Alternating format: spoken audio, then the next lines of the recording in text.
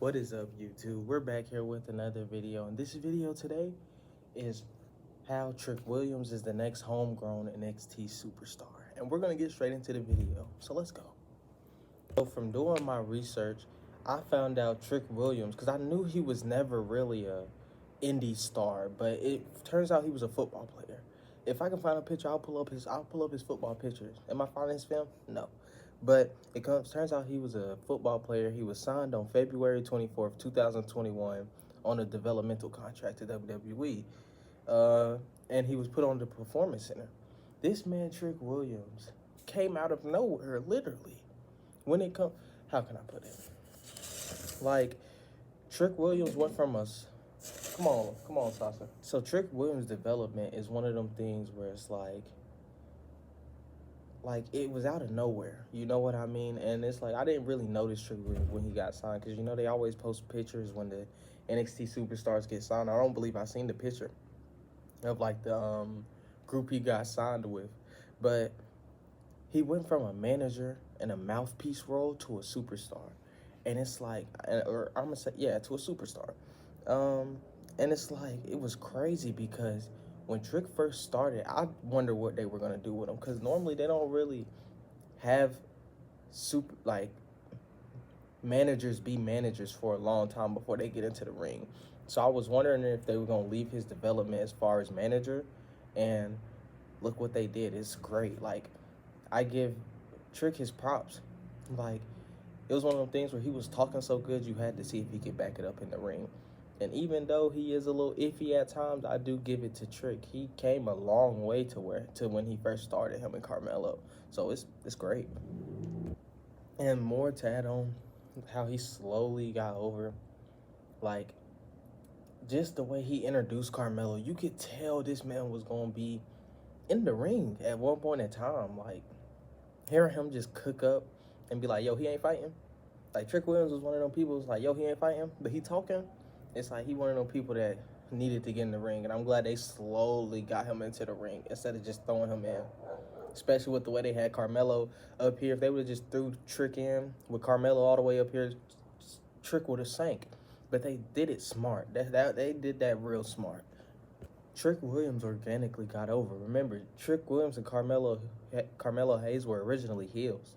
They came into the company face. Then when Trick got introduced, they turned heel. Yep, Carmelo was face. Then when Trick got introduced, he turned heel. And then he was heel for a long period of time. And Trick organically got over by himself. Like, bro, whoop that Trick. Man, I didn't know, because I was planning on making this video before the SmackDown. He came out and got that standing ovation where everybody was, whoop that Trick, whoop that. You know what I mean? I was like, what? There ain't no way Trick just did this. And I remember watching, I was like, yo, they put Trick out there. And it was one of them things where it's like, I thought Trick should have been at the Royal Rumble. If I would have made this video 2 days before I made it, I would have been outdated already. Because it's one of them things where I can confidently say he organically got over. It's one of them things where it's like, they come to the main roster and you're like, okay, will they get over? But Trick got over. That's all you needed to see. And it's like, I felt like Trick should have got Pat McAfee's spot. That's my sipping coffee moment.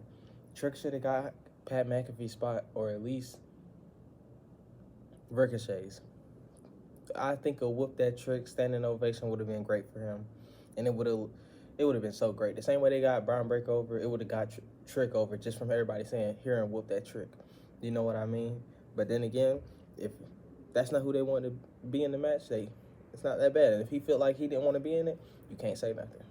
And one of the things too, with the way he got over, NXT has their own type of universe. Like, what really got me into Trick and Carmelo was the backstage area they had with the barber.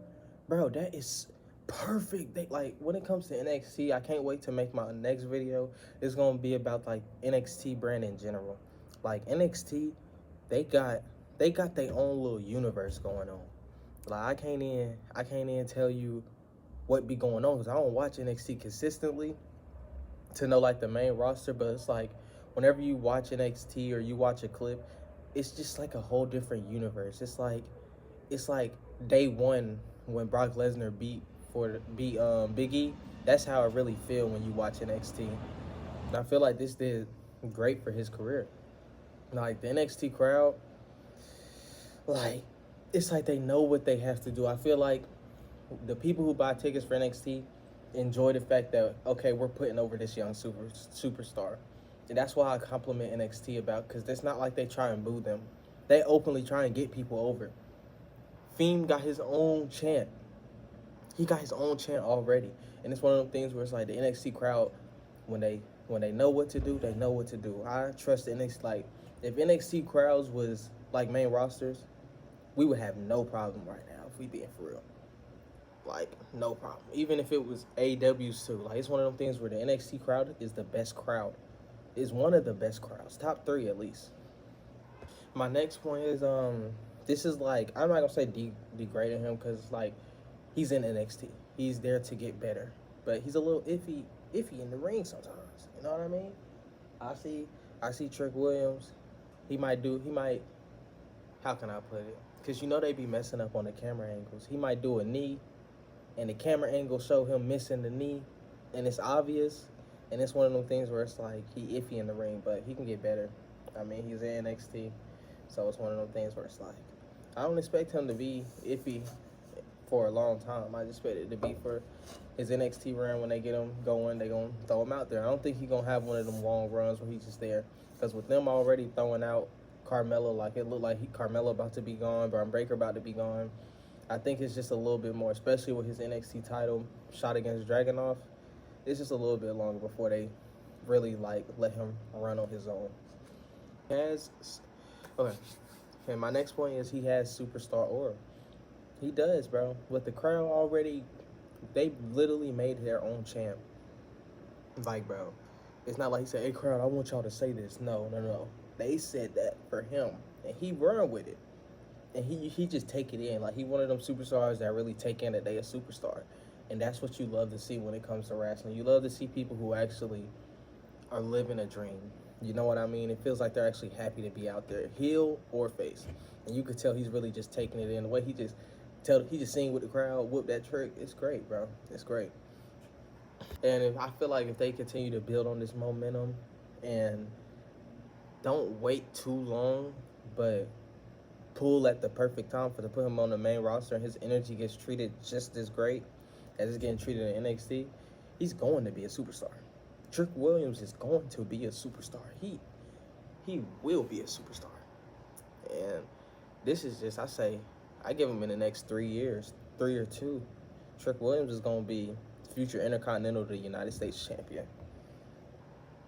I give it 3 years for the Intercontinental or the United States part, but yeah, I feel like if they really transition him well and get him over with the crowd and don't put him in like weird rivalries where it don't matter. Like even though Miz is a good rivalry, let's be for real. Some of the rivalries that like he's been in to put main roster, like to put people coming to the main roster with over, they've been weird. Tommaso Ciampa should have transitioned 10 times better onto the main roster when he first came. Like I don't have a problem with him being with the Miz, but they just did it weird. You know what I mean? The Miz is the perfect person to have a match with your first pay-per-view. But it's like the rivalry is always weird. Even with Damian Priest, it was weird, and it's okay. The matches are decent, the matches are good, but the build is always weird. It don't really get a fan to like a new person, if that makes sense. Cause it took me a while to like Damian Priest. I didn't even mess with Damian Priest in NXT. It took me a while. I think I say right when the Judgment Day hit, I was like, Damian Priest is that guy. And yeah, it's one of them things where it's like if they could find a perfect rivalry, if they could put them in well, transition them well, it go well. So you could debut them at War Games 3 years from now with the way Carmelo and Braun Breaker looking. Looks like they're gonna be fighting for something 3 years from now. So you could transition them in War Games if you want to, but that's really it. I just hope WWE and NXT can see that they have a future superstar in the making. But besides that, I'm out YouTube. You know that from me. Hey, that's a peace. I don't even got my outro. I can't even do my outro no more. So we just gonna end it like this, because I've really been waiting to do this video, and I got some more videos I've been waiting to do. But yeah, but we out, YouTube.